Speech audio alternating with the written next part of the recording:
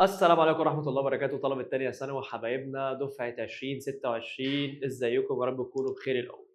طيب هنأجل بإذن الله الحل اللي أنا كنت اتفقت معاك. أنا كنت قايل لك في المجموعات إن إحنا هنيجي نصور النهارده الجزء اللي متبقي معانا بالحل بتاع الباب الأولاني اللي هو الجزء بتاع المحاليل. كنت قايل لك إن أنا هاعمل لك فيه فيديو. هأجل معاك الموضوع ده شوية لأن خلاص أكيد رسمي رازرفورد معاك في الامتحان بتاع الشهر. فهنخلّي الحصة دي شرح، وهنبدأ بإذن الله لمّا نرجع المقر معانا الحصة اللي جاية، هنبدأ نكون الأسئلة اللي أنا قُلت لك هاحلها لك في الفيديو هابقى أحلها لك في الحصة، ونخلّي الحصة دي شرح بحيث برضه نبقى أنت عندك خلفية عن الموضوع لمّا تبدأ تتسأل فيه في امتحان الشهر. طب حبيب قلبي إحنا هنبدأ نتكلم مع بعض عن مقدمة الباب التاني.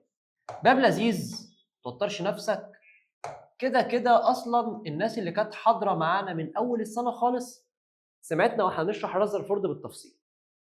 الباب التاني بيتكلم عن حاجة اسمها تطور مفهوم بنية الذرة. يبقى حبيب قلبي هنتكلم عن حاجة اسمها إيه؟ تطور مفهوم بنية الذرة. طيب إيه اللي هيحصل يا مستر للتطور والتركيب بتاع الذرة؟ هيبدأ يتطور معايا إزاي من عالم لتاني؟ فبدأ يتكلم معاك كتاب المدرسة عن أول واحد اللي هو تومسون. يبقى كتاب مدرستك بيبدأ معاك باسم عالم معروف جدا اسمه تومسون. ماله تومسون يا مستر؟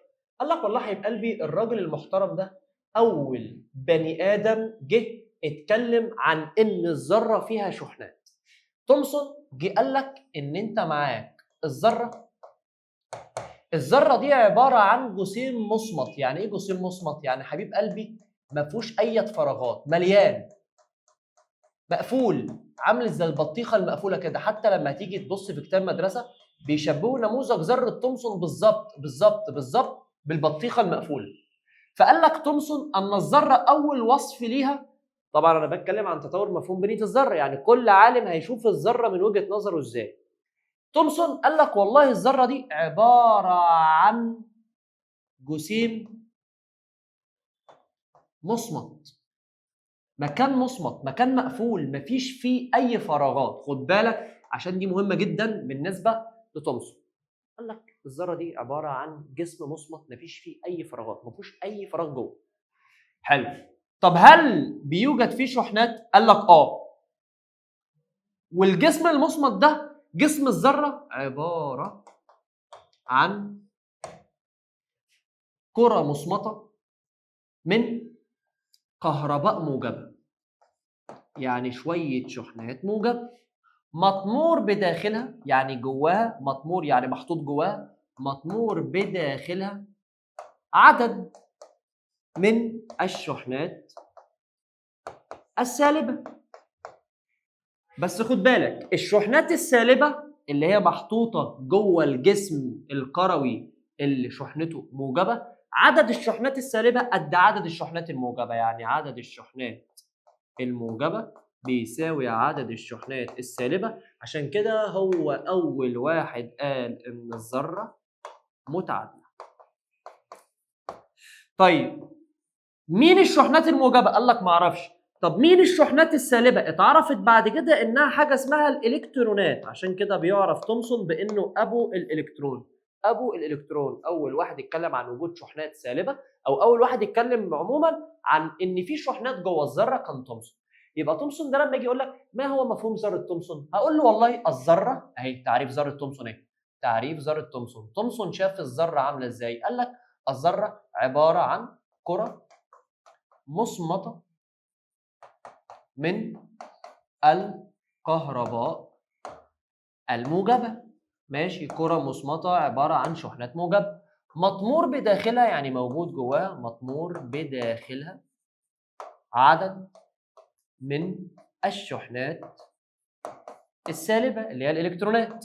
مطمور بداخلها عدد من الشحنات السالبة مما يكفي لجعل الذرة متعادلة الشحنة الكهربية.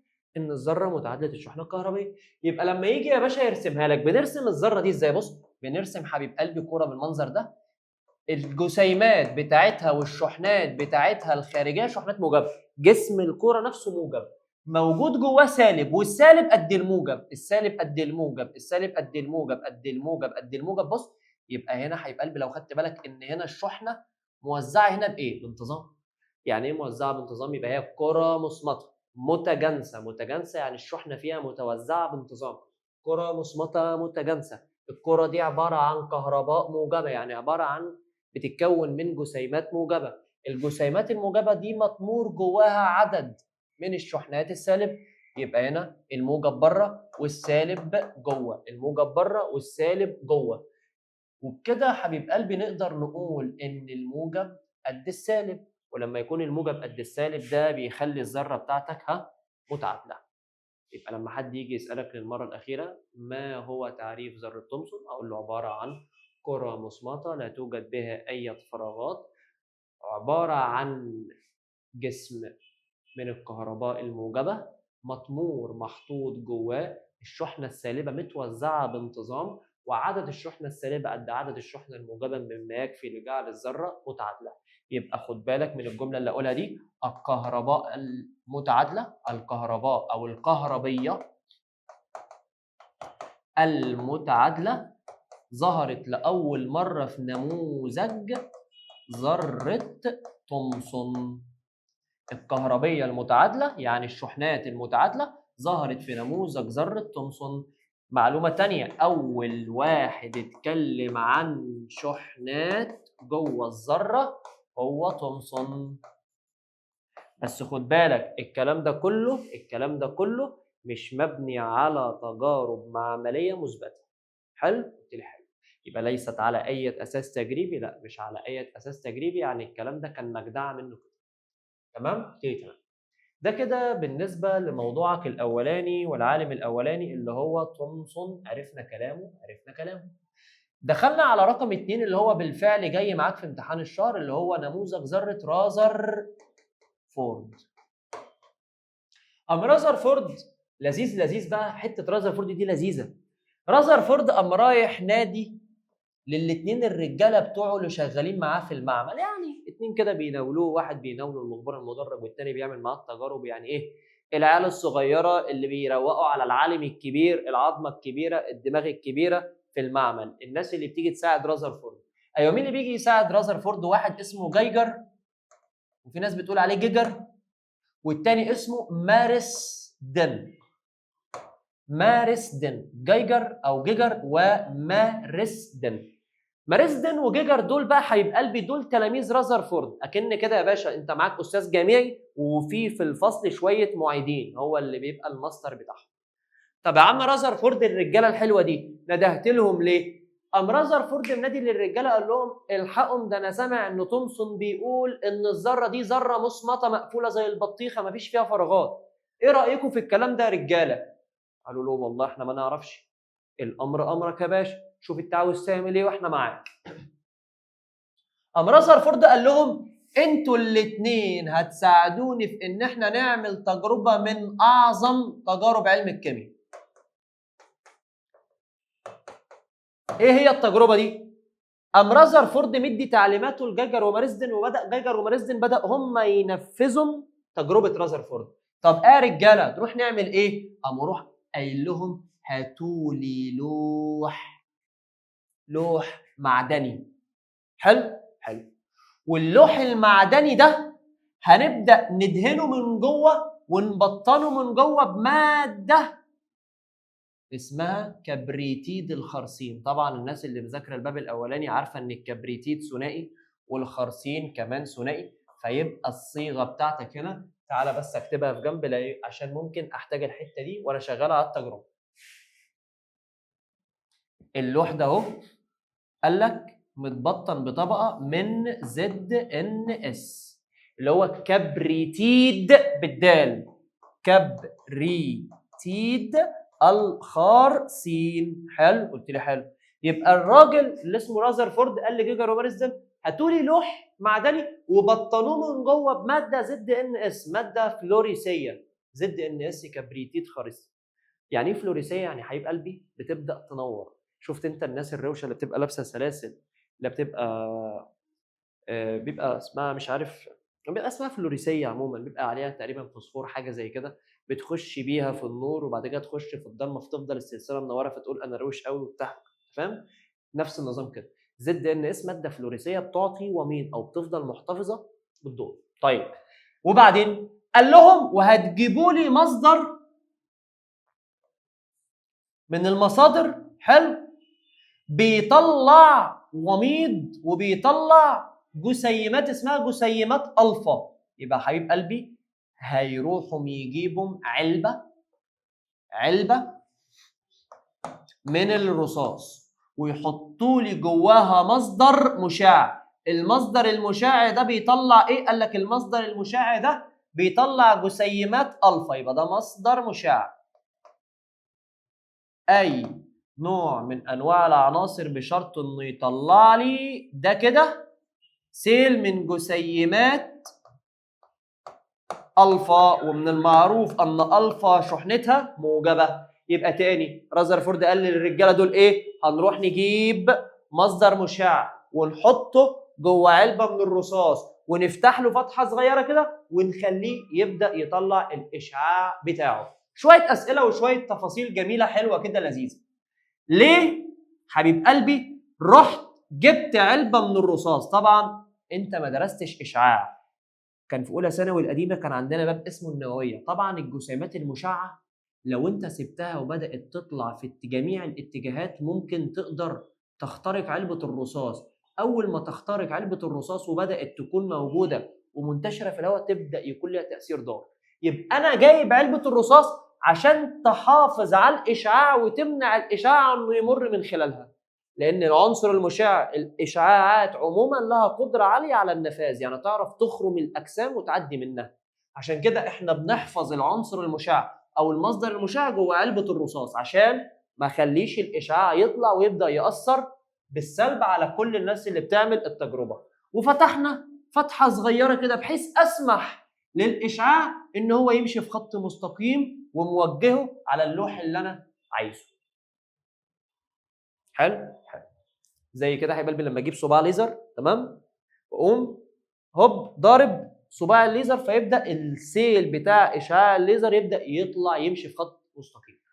بالظبط كده يا مستر، بالظبط كده يا مستر. يبقى ليه علبه الرصاص؟ عشان تمنع نفاذ الاشعه. طب ليه مصدر مشع؟ قال لك عشان يبدا يطلع لي نوع محدد من الاشعاعات اللي هي جسيمات الفا. شحنه جسيمات الفا من المعروف انها شحنات موجبه. حلو؟ قلت لي حلو.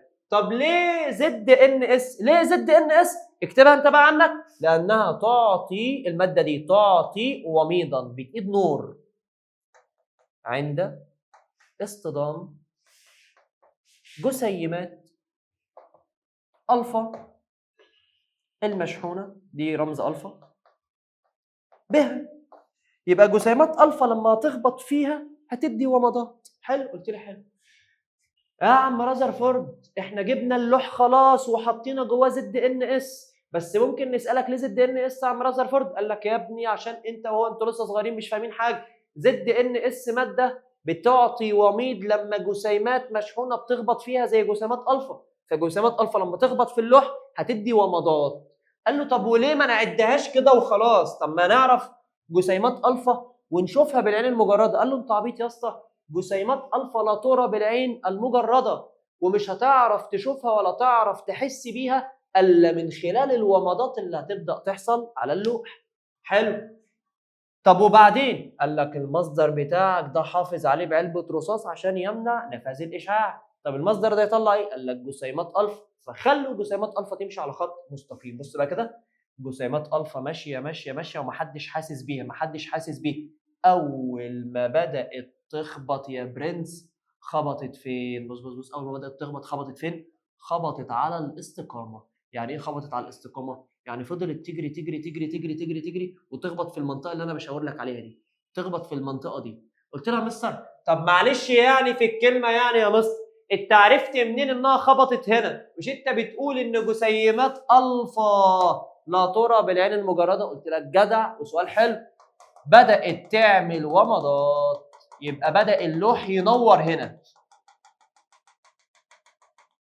زي ما قوم جايب قلم ليزر وقوم منشل على الحيطه فبقعه اللي انا منشل عليها تبدا تنور، اما باقي الحيطه ضلمه مفيش عليها حاجه. ده نفس النظام، انا خليت جسيمات الفا تمشي على خط مستقيم، خبطت في اللوح في المنطقه دي، فبدا اللوح ينور ويعطي وميض في المنطقه دي. معنى ان اللوح ادى وميض في المنطقه دي ده معناه ان جسيمات الفا اصطدمت فيه. اما باقي اللوح ضلمه عتمه، مفيش هنا اي ومضات. حلو دي الحاجه. يبقى ده كده ليفل واحد من التجربه. يبقى التجربه دي حصلت لاول مره ازاي؟ عن طريق جعل مصدر مشع يخرج اشعاعات الفا تسير على خط مستقيم فتصطدم جسيمات الفا باللوح المبطن بالزد ان اس، وعلى حسب مكان ما تخبط على حسب ما تبدا تعمل ومضات.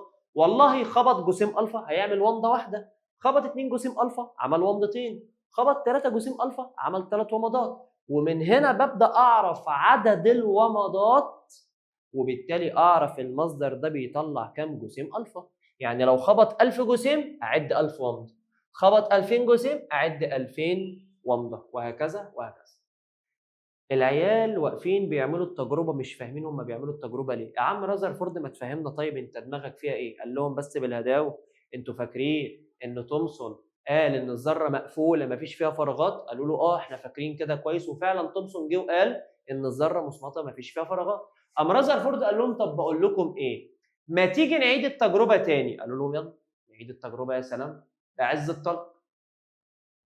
قاموا رايحين جايبين نفس اللوح وقاموا يلا ها زي ما انت كده بتفكر ايوه، وقاموا مبطنين اللوح ده من جوه بماده بتعطي وميض لما جسيمات الفا بتخبط فيها اسمها زد ان اس. يبقى الماده دي زد ان اس. وقاموا رايحين جايبين علبه الرصاص قافلينها من كل ناحيه وسايبينها مفتوحه من ناحيه واحده. علبه الرصاص دي حطوا جواها ايه؟ حطوا جواها مصدر مشع. المصدر المشع ده بيطلع اشعاعات ايه؟ قال لك المصدر المشع ده بيطلع اشعاعات الفا. فبدات اشعاعات الفا تسير في المنظر ده وفي الاتجاه ده. حلو حلو. طب وبعدين لو انا فضلت سايبها ماشيه كده هتبدا تخبط في نفس المنطقه فيبدا يحصل هنا ومضات وباقي اللوح ضلمه مفيش ومضات. حلو حلو. قام رذرفورد قال لهم ايه؟ قال لهم احنا هنبدا نجيب ورقه شريحه رقيقه من الذهب ونحطها قدام الاشعه. هنجيب ورقه وشريحه رقيقه من مين؟ من الذهب، ونحطها قدام الاشعه. ادي ورقه وشريحه رقيقه اهي، ادي الذهب اهو، ورقه من الذهب، وبدانا نحطها قدام مسار الاشعه. اول يا ابني ما حطوا شريحه الذهب او رقيقه الذهب قدام جسيمات الفا، بص بقى اللي حصل، بص بقى اللي حصل. لقوا بدل ما اللوح كان بينور في منطقة واحدة، بص كده، بدل ما اللوح كان بينور في منطقة واحدة بدأ اللوح يظهر عنده ومضات في 3 مناطق. يا نهار أبيض. بدأ اللوح يظهر فيه إيه؟ بدأ اللوح يظهر فيه ومضات في 3 مناطق. مش منطقة واحدة، لا لا لا مش منطقة واحدة والله، بدأ اللوح يظهر فيه ومضات في 3 مناطق. طب شيل شريحه الذهب يظهر الومضات كلها في الاستقامه في الناحيه دي على نفس الاستقامه في المنطقه الاولى. طب حط شريحه الذهب تظهر 3 ومضات. شيل شريحه الذهب يظهر الومضات في منطقه رقم 1. حط شريحه الذهب تظهر اهو الومضات في 3 مناطق على اللوح. فجيجر ومارسدن اكنهم واقفين في التجربه مش فاهمين اي حاجه. اول ما بصوا لرذرفورد، هو ايه اللي بيحصل يا عم رذرفورد؟ ده احنا نشيل شريحه الذهب الومضات تبان في المنطقه الاولى، نحط شريحه الذهب الومضات تظهر وتبان في 3 مناطق. قام رذرفورد قال لهم ايه؟ ما انتوا شويه اجهزه. معنى ان الومضات تبان في 3 مناطق ان الالفا خبطت هنا مره والفا خبطت فوق مره، بص كده، الفا خبطت هنا مره والفا خبطت هنا مره والفا خبطت هنا مره. قالوا له اشمعنى؟ قال لهم هو انتوا نسيتم مش زد ان اس لما ينور في منطقه معينه تعني ان المنطقه دي جسيم الفا خبط فيه؟ قالوا لهم اه. طب وبما ان اللوح هنا بدا ان هو ينور في 3 مناطق، خلاص بالعقل يبقى جسيمات الفا وصلت هنا وهنا وهنا. طب جسيمات الفا وصلت هنا وهنا وهنا ازاي؟ قال لهم تعالوا نتكلم بالراحه.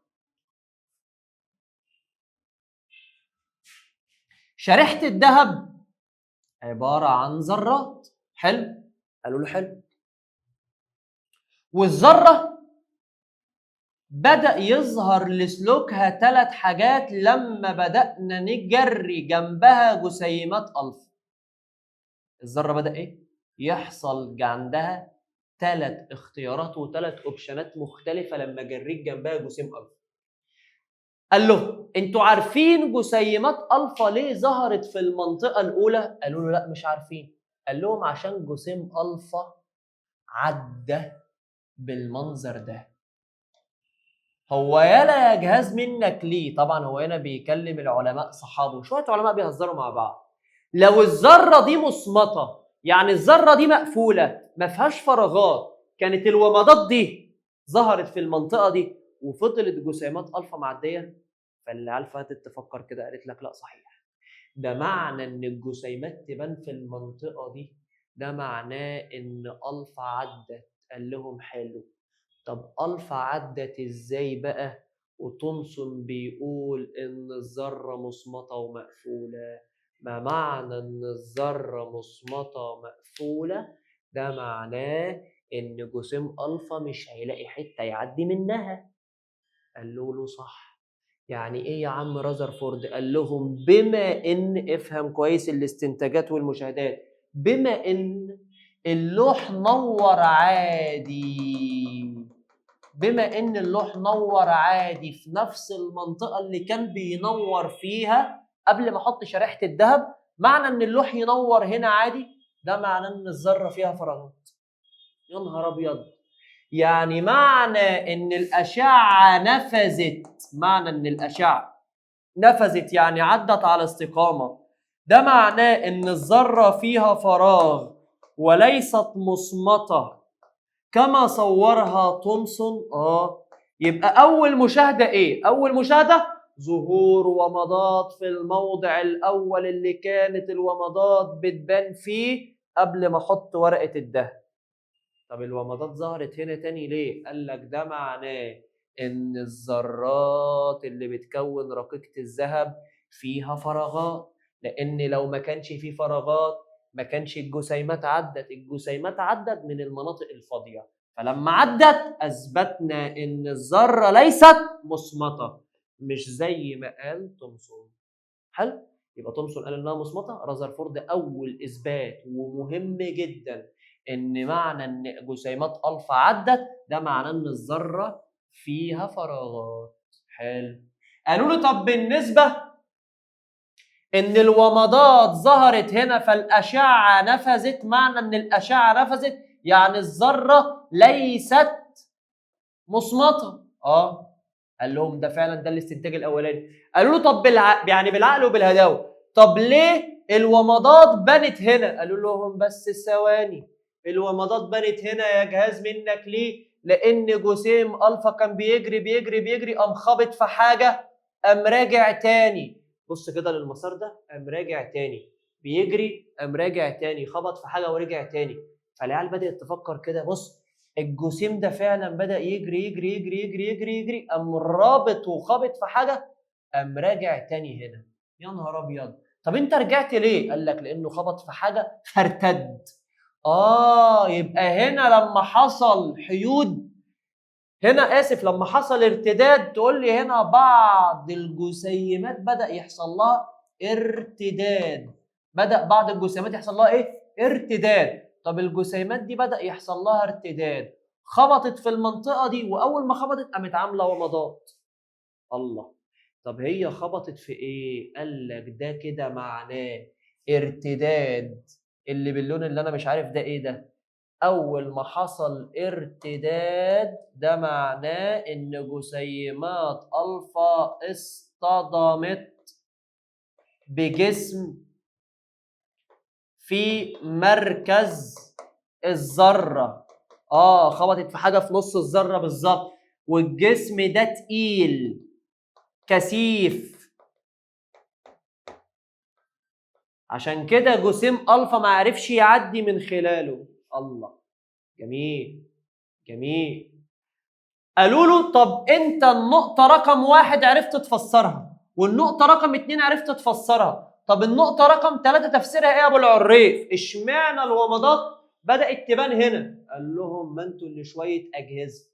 معنى ان جسيمات الفا تكون ماشية في اتجاه، بص كده بص كده بص كده بص كده، تفضل ماشية في اتجاه وفجأة تقوم تبعد، ده معناه ان الشحنة بتاعت الفا احنا عارفين انها موجبة، وطالما ماشية وبعدت يبقى الجسم اللي في مركز النواة، او اسف الجسم اللي في مركز الذره اللي هي قربت منه وبعدت عنه هو كمان شحنته موجبه.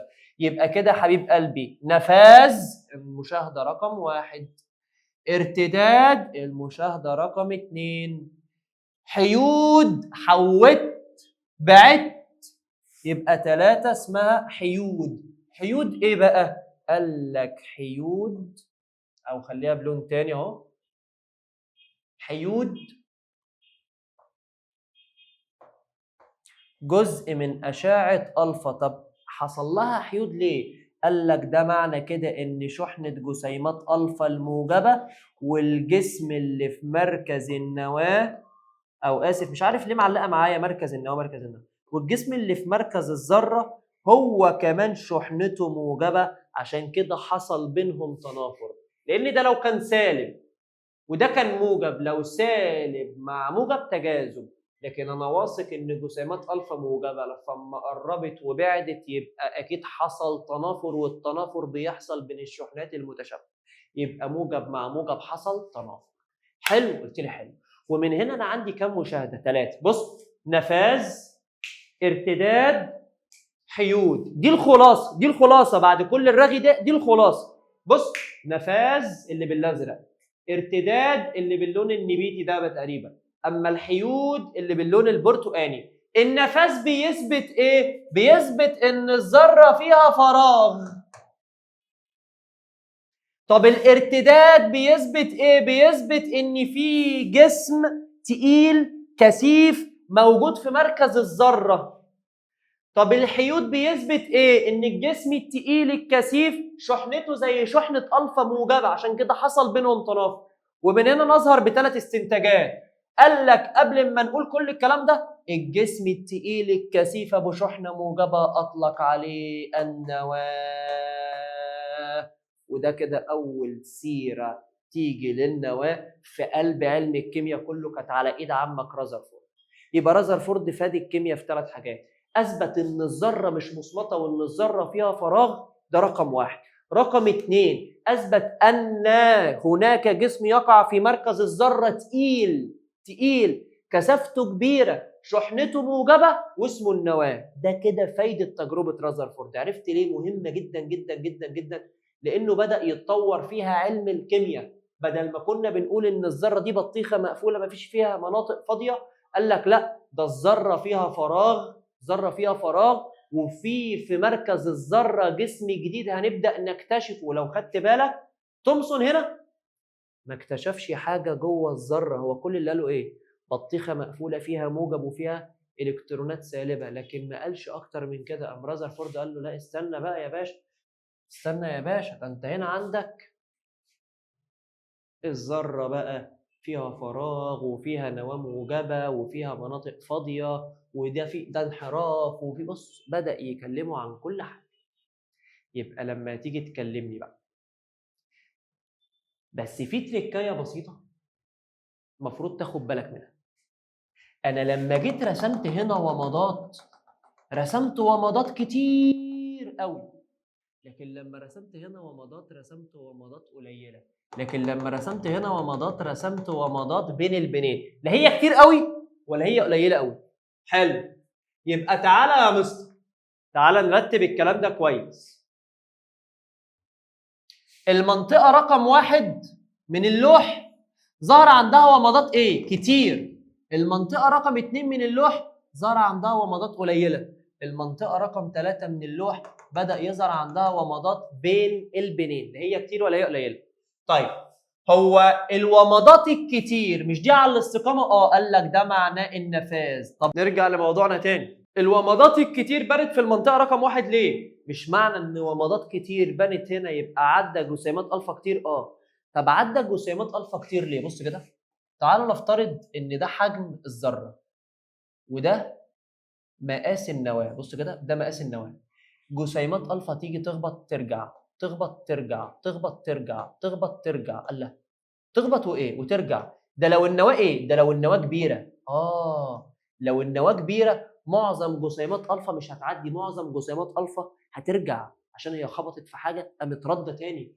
معنى ان معظم الومضات يعدي على الاستقامه ومعظم جسيمات الفا تمشي على استقامتها وتبان الومضات في المنطقه رقم 1، ده معناه ان لو كده مقاس الذره، بص كده، يبقى كده مقاس النواه.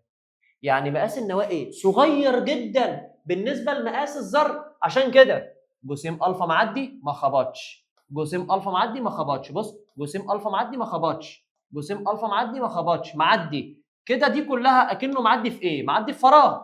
طول ما هو جسيمات الفا معديه في فراغ كده، طول ما هي عماله بتخبط في الزد ان اس وعماله تعمل ومضات. افهم بقى سؤال كده، معظم جسيمات الفا عدت ولا خبطت ورجعت ولا قربت وانحرفت؟ لا، معظم جسيمات الفا عدت. ده معناه ايه؟ ده معناه ان معظم الذره فراغ. بص، معظم الذره ايه؟ فراغ. يعني الومضات الكتير قوي دي بتثبت ان الذره مش مصمته وان معظمها فراغ. معظمها فراغ. ليه معظمها فراغ؟ عشان نسبة كبيرة من الومضات ظهرت هنا، يعني كمية كبيرة من جسيمات ألفا عدت، يبقى المنطقة دي كلها عدت في الفراغ. أما نسبة صغيرة أوي ارتدت، ده عشان النواة مقاسها صغير. شوف النواة هنا مقاسها إيه؟ مقاسها صغير، فلما يجي يصطدم فيها ده احتمالية بسيطة واحتمالية ضئيلة إن حاجة تخبط في النواة لأن مقاسها صغير. بص بص، احتمال ضئيل ان اخبط في النواه، مقاسي صغير. لكن الانحراف ده معناه ان انا قربت شويه من النواه، موجب مع موجب، موجب الفا مع موجب النواه، موجب الفا مع موجب النواه بدا يحصل بينهم تنافر. موجب الفا مع موجب النواه بدا يحصل بينهم تنافر.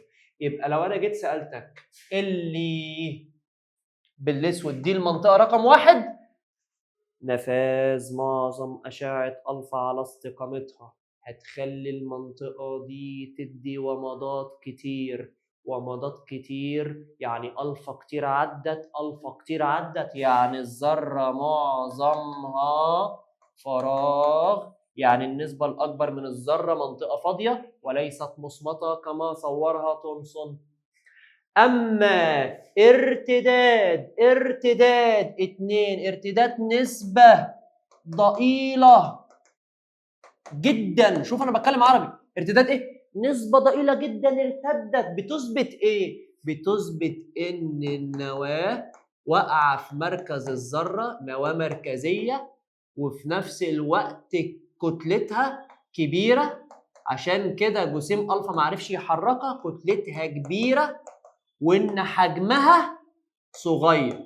لان لو كان حجمها كبر كان اللي ارتد هيبقى كتير. حلو يا مستر. اما المنطقه رقم 3 ده بيخلي اهو المنطقه رقم 3 اللي بالازرق، الومضات اللي هتبدا تبان فوق، ده معناه ان جسيم الفا كان ماشي بدا يبعد، بدا يحصل معاه تنافر. ده بيثبت ان النواه شحنتها موجبه.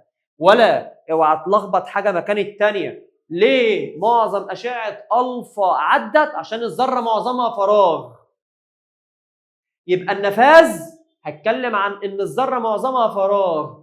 طب الارتداد هتكلم على إن النواة مقاسها صغير، حجمها صغير، كتلتها كبيرة، وفي نفس الوقت بتشغل حيز صغير، وفي نفس الوقت مركزية. يبقى الارتداد في الاتجاه المعاكس كده انها تخبط وتطز وترجع، ان النواه مركزيه كتلتها كبيره عشان كده الفا ما عرفتش تزحزحها، وان النواه حجمها صغير عشان كده اللي رد نسبه قليله جدا، نسبه ضئيله جدا. اما اللي انحرف نسبه ضئيله بس. طب اللي انحرف نسبه ضئيله بس ليه؟ قال لك لان الجسيمات بتاعه الفا شحنتها موجبه اقتربت من الجسيم اللي اسمه النواه، والنواه كمان شحنتها موجبه، موجب مع موجب حصل تنافر. نفاذ الذرة معظمها فراغ، ارتداد نواه حجم صغير كتلة كبيرة مركزية. انحراف النواة موجبة. أنا قلتها 500 مرة، ما ينفعش واحدة تيجي مكان التانية. طب النسبة الأكبر لمين؟ النسبة الأكبر للنفاذ. طب تاني أكبر نسبة الانحراف، تاني أكبر نسبة انحراف. طب تالت أكبر نسبة ارتداد، يبقى أقل نسبة اللي ردت. حلو. طب أنا يا باشا لو جه قال لي أنا هقسم اللي نفذ على اللي انحرف، هتقسم كبير على صغير تطلع أكبر من واحد. طب أنا هقسم النسبة اللي انحرفت الانحراف على الارتداد، عادي، ما انت برضو اللي انحرف اكبر من اللي ارتد، فبتقسم كبير على صغير تطلع اكبر من واحد. طب لو قسمت اللي ارتد على اللي انحرف، لا اللي ارتد صغير اللي انحرف اكبر، تبقى لو قسمت اللي ارتد على اللي انحرف تبقى النسبه اقل من واحد. طب قسمت اللي ارتد على اللي نفذ، ما هو اللي ارتد قليل واللي نفذ كبير، يبقى انت هتقسم اللي ارتد على اللي نفذ هيبقى اصغر من واحد بكتير، لانك بتقسم حاجه صغيره قوي على حاجه كبيره قوي. يبقى لو قسمت نفاذ على انحراف أكبر من واحد، نفاذ على الارتداد أكبر من واحد بكتير، ارتداد على انحراف أصغر من واحد، ارتداد على نفاذ أصغر من واحد بكتير. يعني لو قسمت أول حاجة على آخر حاجة بيبقى الفرق كبير.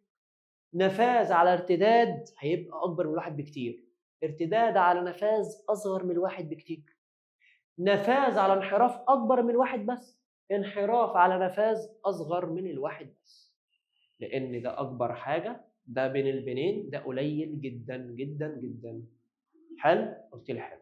يبقى أنا عندي في التجربة 3 مشاهدات ب3 استنتاجات، 3 مشاهدات ب3 استنتاجات: نفاذ معظم أشعة ألفا واصطدامها في المنطقة رقم 1 وإعطائها ومضات كتيرة في المنطقة دي بتثبت أن الذرة معظمها فراغ وليست مصمتة.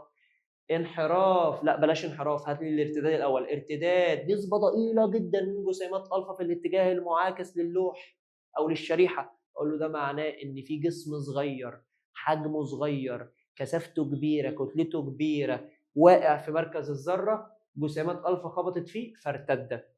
اما الانحراف لنسبه ضئيله، ما قلتش ضئيله جدا، انحراف نسبه ضئيله، انحراف نسبه ضئيله، ده معناه ان الجسم اللي قاعد جوه شحنته مشابهه لشحنه الفا موجب مع موجب، فبداوا يتنافروا مع بعض. بعد ما الراجل عمل تجربته دي حط على تومسون حط طين. انت كلامك يا تومسون كان غلط، بس انا هتكلم عن الذره، او خليني الاول اتكلم عن النواه باعتبار ان انا مكتشف النواه كرذرفورد. هتكلم الاول عن النواه، وبعد كده هتكلم عن الالكترونات، وبعد كده هبدا اتكلم عن الذره كلها. يبقى رذرفورد بعد ما خلص كلام هيتكلم عن مين؟ عن النواه والالكترونات والذره كلها. قال ايه في حق النواه؟ قال لك ان النواه مركزيه، ماشي، حجمها صغير، ماشي، بتشغل حيز صغير جدا بالنسبه لحجم الذره، نقطه في وسط بحر، ماشي، حجمها صغير بس كتلتها كبيره. طب بالعقل كده يا جماعه، لما تبقى كتله كبيره وحجم صغير، كتله على حجم دي كثافه، كتله كبيره حجم صغير تبقى كثافه عاليه، يعني كثافه كبيره، وفي نفس الوقت شحنتها موجبه. يبقى مين اللي ان شحنه النواه موجبه؟ رذرفورد. مين اللي اكتشف النواه؟ رذرفورد. اكتشفها ازاي؟ بسبب الارتداد. اكتشف ازاي انها موجبه؟ بسبب الانحراف. حلو، قلت لي حلو. يبقى النواه مركزيه، حجمها صغير بالنسبه لحجم الذره، كتلتها كبيره، كثافتها عاليه، عشان كتله على كثافه، كتله على حجم بتدي كثافه، كتله كبيره حجم صغير يبقى بتدي كثافه، والشحنه شحنه موجبه. اما الالكترونات، جسيمات صغيره جدا كتلتها صغيره، لو جيت تقارنها بكتله الذره، او اسف كتله النواه، يبقى حبيب قلبي لو انت جبت كتله الالكترون تقارنه بكتله النواه، تلاقي الالكترون دي حاجه مهمله، عبيط عبيط اهبل يعني كده، كتلته مهمله ملهاش لازمه. انت بتقارن كتله صغيره جدا بكتله كبيره جدا، يبقى كتله الالكترون عباره عن جسم صغير جدا كتلته صغيره جدا مهمله، اقل بكتير من كتله النواه. قلت لي ماشي. شحنتها سالبة. شحنتها ايه؟ سالبة. حلو. قال لك تدور حول النواة في مدارات. تدور حول النواة فين؟ في مدارات. طب ولما بتدور حول النواة في مدارات ازاي النواة موجبة والإلكترونات اللي هتلف حوالين النواة سالبة، وازاي الإلكترون ما بيلزقش في النواة؟ قام رذرفورد قال لك بمنتهى البساطة لأن الإلكترون مش قاعد. بمعنى أنا في عيل عمال بيرازيني، جه ضربني في جنبي وقام واقف قدامي همسكه، لكن جه ضربني في جنبي وقعد يلف حواليا مش هعرف امسكه. ده نفس القصه. الالكترون سالب والنواه موجب. الالكترون لو وقف يتشفط، لكن الالكترون بيفضل ايه؟ يجري بسرعه بسرعه بسرعه بسرعه حوالين مين؟ النواه. طب لما يجري بسرعه كده، بص، طول ما هو بيجري بسرعه عمر ما النواه تعرف تصطاده، واثناء جريه بسرعه بتتولد قوه اسمها قوه طرد مركزي. طبعا قوه الطرد المركزي عايزه تعمل في الالكترون؟ عايزه تحدفه لبره. يبقى قوه الطرد المركزي عايز تعمل ايه؟ تحدف الالكترون لبره. طب لما الالكترون عاوز يتحدف لبره، طب ما بيطلعش بره ليه؟ قال لك عشان النواه عايزه تشده لجوه. يبقى الالكترون وهو بيلف متاثر بكام قوه؟ قوتين. قوه عاوزه ترميه لبره اسمها قوه الطرد المركزي نتيجه انه بيدور بسرعه، وقوه ثانيه عايزه تاخده لجوه عشان الموجب بينجذب مع السالب اللي هي قوه الجذب. يبقى الالكترون واقع تحت تاثير كام قوه؟ قوتين. قوه طرد، قوه جذب. الطرد عاوز يرميه لبره يبعده عن النواه، الجذب عاوز ياخده لجوه يقربه من النواه، والقوتين قد بعض فالالكترون بيفضل بيدور في مداره. يبقى تدور حول النواه في مدارات واقعة تحت تأثير قوتين، قوة طرد وتتعادل مع قوة جذب. عشان كده الالكترونات حبيب قلبي بتفضل تدور في مدارات خاصة وأنظمة محددة. حلو؟ قلت لي حلو. يبقى هو الراجل قال عن الالكترونات ان جسيمات صغيره كتلتها صغيره جدا لو جيت تقارنها بكتله النواه، وفي نفس الوقت شحنتها سالبه، وفي نفس الوقت ما بتلزقش في النواه وما بتسيبش النواه بتمشي. طب ما بتلزقش في النواه ليه؟ عشان قوه الطرد بتشدها لبره. طب ما بتمشيش وتسيب النواه وتمشي ليه؟ عشان النواه بتشدها لجوه، والطرد قد الجذب فبيفضل الالكترون بيدور في مداره.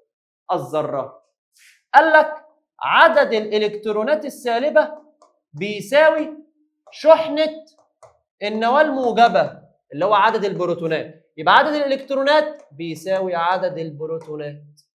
طبعا إلكترون سالب قد بروتون موجب يعني الذرة متعادلة. يبقى كده يا مستر رذرفورد وتومسون اتفقوا في ايه؟ تومسون من شوية قال لك أن الذرة متعادلة يعني الموجب قد السالب، بس ما كانش عارف مين الموجب وبدأ يقول لي إن السالب هو الإلكترونات. لكن رذرفورد هنا عقر، قال لك ان الموجب هو البروتون وموجود في النواه، وان السالب هو الالكترون، وان عدد الالكترون نفس عدد البروتون، اي ان الذره متعادله. يبقى الذره المتعادله او الشحنه المتعادله او الكهربيه المتعادله اول ما ظهرت فين؟ ظهرت عند تومسون. تاني مره تظهر فيها ظهرت عند رذرفورد. يبقى على ما اتفق تومسون ورذرفورد اتفقوا على ان الذره متعادله الشحنه. طب اختلفوا على ايه؟ اختلفوا على ان الذره مصمته. تومسون شاف انها مصمته وهو غلط، رذرفورد شاف انها معظمها فراغ وهو صح، واثبت دي بتجربه. عشان كده رذرفورد اول اثبات مبني على تجارب معمليه صحيحه. يبقى اول نظريه ذريه على اسس تجريبيه، اول نظريه ذريه على اسس تجريبيه تجربه شريحه الذهب بتاعه رذرفورد. حلو؟ قلت لي حلو. ادت الى اثبات ايه؟ اثبتت ان الذره معظمها فراغ في نواه مركزيه كتلتها كبيره شحنتها موجبه وفي نفس الوقت حجمها صغير. اول حاجه الراجل اتكلم عنها في الذره ان الذره متعادله الشحنه الكهربيه، ووصفها بانها معقده التركيب. معقده الايه؟ التركيب. يعني ايه معقده التركيب؟ قال لك تركيبها معقد زي المجموعه الشمسيه. عندك نواه مركزيه زي الشمس تدور حولها الالكترونات في مدارات خاصه زي الكواكب. يبقى الراجل بتاع رذرفورد ده قال لك ايه عن الذره؟ قال لك ان الذره متعادله الشحنه الكهربيه واتفق فيها مع تومسون. قال لك ان الذره معقده التركيب، عندك نواه في النص مركزيه زي الشمس تدور حولها الالكترونات في مدارات خاصه زي الكواكب، عشان كده بنوصف ذره رذرفورد بانها النموذج الشمسي. نموذج الشمسي. تمام؟ قلت لي تمام.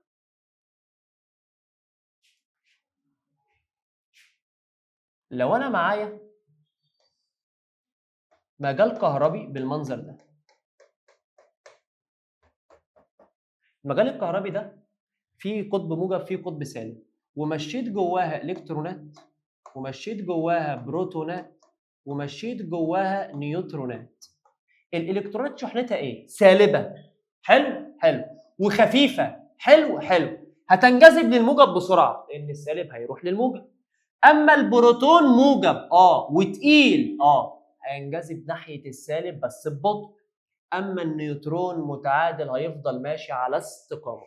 يبقى لما يجي تمشي حزمه من الجسيمات اللي قدامك تقول لي ايه؟ الالكترون شحنته سالب هينجذب ناحيه الموجب، السالب يروح للموجب، والموجب بروتون هيروح للقطب السالب. اما النيوترون هيمشي على خط واحد. واحد عبيط يقول لي طب ليه السالب ما ينجذبش للموجب؟ انا لا، انا بمشي الالكترونات لوحدها وبتفرج عليها الاقيها راحت ناحيه الموجب، وبعدين اشيل الالكترونات واجيب بروتونات امشيها لوحدها الاقيها راحت ناحيه السالب، وبعدين اشيلهم هما الاثنين واجيب نيوترونات منها متعادله بتفضل ماشيه في خط ايه؟ مستقيم. طب ليه الالكترون راح بسرعه ناحيه الموجب؟ عشان الالكترون خفيف، اكنك بتاخد ملف بعجله فهتحوط بسرعه. يبقى الالكترون خفيف عشان كده انحرافه عالي وزاويه انحرافه عاليه. اما البروتون تقيل حمى انحرافه بطيء وانحرافه زاويته صغيره. يبقى ليه انحراف الالكترون عالي؟ عشان كتلته صغيره. ليه انحراف البروتون قليل؟ ليه انحراف البروتون قليل؟ عشان كتلته كبيره. طب ليه البروتون الموجب راح للقطب ده؟ تقول لي عشان القطب ده سالب والسالب ينجذب للموجب. طب ليه الالكترون السالب راح للقطب ده؟ قلت لي عشان الالكترون شحنته سالبه وده قطب موجب، الموجب هينجذب ناحيه السالب. قلت لي تمام؟ قلت لي تمام. طب ايه العيب اللي وقع فيه رذرفورد؟ قصور، يعني عيوب رذرفورد. عيوب رذرفورد، قصور رذرفورد، ان الراجل ما عرفش يوصف، ما عرفش لم يستطيع وصف حركه الالكترونات وصف دقيق. ما عرفش يفسر النظام اللي الالكترونات هتلف فيه حوالين النواه، وده اللي هيعمله عمك بور، هيبدا يعالج المشكله دي. يبقى مشكله رذرفورد الوحيده انه ما عرفش يفسر دوران الكترون. فهمت؟ قلت لي فهمت. تعال نشوف اسئله. مين الاثنين اللي قاموا بتجربه رذرفورد؟ جيجر وتومسون؟ لا. ماريزدن وتومسون؟ لا. جيجر وماريزدن؟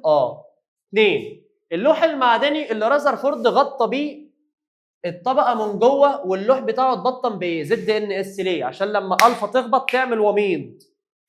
العالم الذي استغل ظاهره النشاط الاشعاعي، يعني جاب عنصر مشع عشان يطلع اشعاع الفا. مين؟ عشان يعرف تركيب الذره. مين؟ رذرفورد. اول تجربه حبيب قلبي على اسس فيها نشاط اشعاعي. 4. اثبتت نظريه رذرفورد لاول مره ان الذره غير قابله للانقسام. لا، بتنقسم عادي، بروتون والكترون ونيوترون. متعادله؟ لا. تومسون اول واحد قال انها متعادله. معظمها فراغ؟ لان قبل رذرفورد كانت الذره بيقولوا انها مصمته، لكن رذرفورد اثبت لاول مره ان معظمها فراغ. 5. اي مشاهدات رذرفورد بتثبت ان معظمها فراغ، يبقى النفاذ اللي بيثبت ان معظمها فراغ ان حاجه عدت، يبقى النفاذ. انحراف؟ لا. انعكاس؟ لا. نفاذ نسبه صغيره؟ لا، هو النفاذ مش نسبه صغيره، النفاذ نسبه كبيره. تكون ومضات على اللوح المعدني خلف صفيحه الذهب بعد سقوط اشعه الفا. بص، خلف، مش دي شريحه الذهب اهي، شريحه الذهب اهي، خلف شريحه الذهب عدت، يعني ورا شريحه الذهب. ايوه، تكون ومضات ورا شريحه الذهب، ده معناه ان عدد كبير جدا عدى. يبقى انا رفضت الف عشان هو بيقول لي انحراف. لا، الانحراف بيثبت ان النواه شحنتها موجبه. الانعكاس بيثبت ان النواه تقيله وحجمها صغير.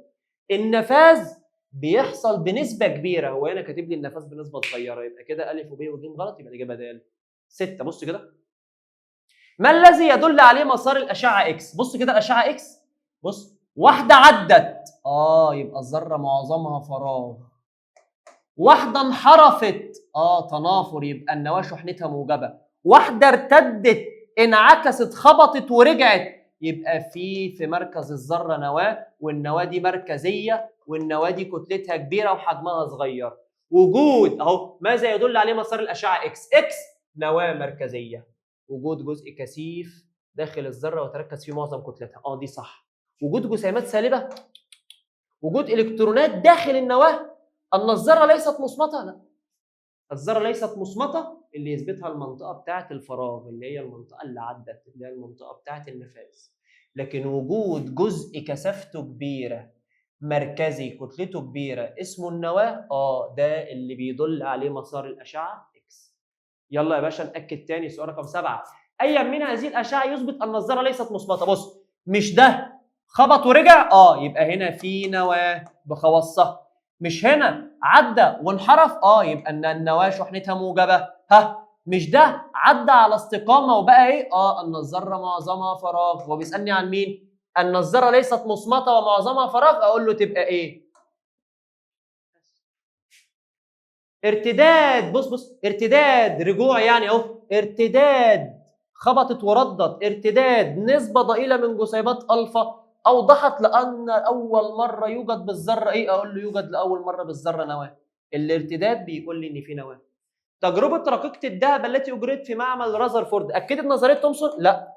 ادت الى اكتشاف النواه؟ اثبتت ان الذره موجبه؟ لا، الذره متعادله. استخدم فيها مصدر لجسيمات بيتا؟ لا، جسيمات الفا. يبقى الاجابه ج. سؤال سهل، بص جزء سهل ومش محتاج حاجه.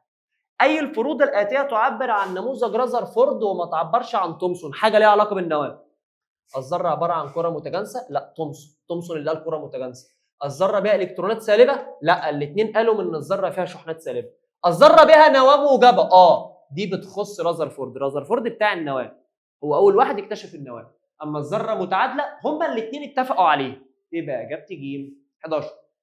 في تجربه رازرفورد النسبه اهو، يعني القسمه اللي ارتد، طبعا دي اقل حاجه، اللي ارتد على اللي نفذ. الله، بص، اللي ارتد يعني صغير جدا، اللي نفذ كبير جدا. بيقسم حاجه صغيره جدا على حاجه كبيره جدا، يبقى اصغر من الواحد بكتير، اقل من الواحد. انت بتقسم اللي ارتد اهو الى اللي نفذ، يبقى الصغير على الكبير، يبقى اقل من الواحد. اكبر من الواحد بكتير؟ لا طبعا، تساوي الواحد. اكبر من الواحد ولا لا؟ العالم الذي وضع اول نموذج على اساس تجربه، صاحب اول تجربه معمليه شهيره رازرفورد في علم بنيه الذره. اول عالم افترض ان كتله الالكترون ضئيله لو جيت تقارنها بالنواه، رازرفورد.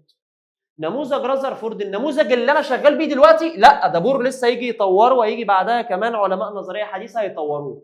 افترض ان الذره مصمته؟ لا، رازرفورد قال ان الذره معظمها فراغ. فسر الطفل الخطي؟ لا، ده بتاع بور. افترض ان شحنه الالكترون بتعادل شحنه النواه، اي ان الذره متعادله، صح. 15. بعد اجراء تجربه رازرفورد باستخدام رقيقه الذهب وجسيمات الفا، استنتجنا كل حاجه قدامك الا جمله واحده بس غلط. استنتجنا ان حجم النواه صغير؟ استنتجنا كتله الذره؟ لا. استنتجت شحنه النواه الموجبه؟ بسبب الانحراف. استنتجت ان الذره معظمها فراغ؟ بسبب النفاذ. يبقى الف وب ودال صح، يبقى الغلطه الوحيده ج، وهو عاوز الغلط يبقى ج. عند تعرض جسيمات الفا والالكترونات لمجال كهربي او مجال مغناطيسي، جسيم الفا موجب والالكترونات سالب، هيتحركان بنفس السرعه؟ لا، الفا ثقيله، الكترونات خفيفه، الكترونات تتحرك اسرع. يتحركان معا في نفس الاتجاه؟ لا، الفا موجب هيروح للقطب السالب، الكترون سالب هيروح للقطب الموجب، يبقى الاثنين هيسلكوا اتجاه معاكس عشان واحد موجب والثاني سالب. يتخذ كل منهما مسار عكس الاخر. 17. تم امرار الفا الموجبه اللي هي الواحد، الكترونات السالبه اللي هي 2، مجموعه انويه ذرات، الانويه موجبه، حلو. الموجب تنحرف نحو القطب السالب، حلو، لكن الموجب دي غلط. السالب هينحرف نحو القطب الموجب، دي صح. اما مجموعه انويه الذرات الموجبه تنفذ مستقيمه، لا، تنحرف ناحيه القطب السالب، وبكده يبقى ب غلط، والاجابه الصح ج. يبقى الموجب هيروح للسالب، السالب هيروح للموجب، الموجب هيروح للسالب. 18. فشل نموذج ذرة رذرفورد في توضيح النظام الذي تدور فيه الإلكترونات. طبيعة وجود. طبيعة حركة الإلكترونات حول النواة. ما عرفش يفسر النظام اللي الإلكترونات بتدور فيه. 19 أيا مما يلي اتفق عليه تومسون ورذرفورد إن الذرة متعادلة. يبقى أنا كده عالجت معاك النهارده مقدمة بنية الذرة، درس بسيط لذيذ خفيف اتشرح واتحل في نفس الوقت. ركز لو جالك في امتحان الشهر سد وخلص فيه على ما نجيلك بإذن الله الحصة بتاعتنا في المقر اللي عليها الدور. هنبدأ نعمل مراجعة بسيطة سريعة ونبدأ نكمل حل مسائل ونبدأ نشرح جزء جديد كمان بإذن الله. سلام.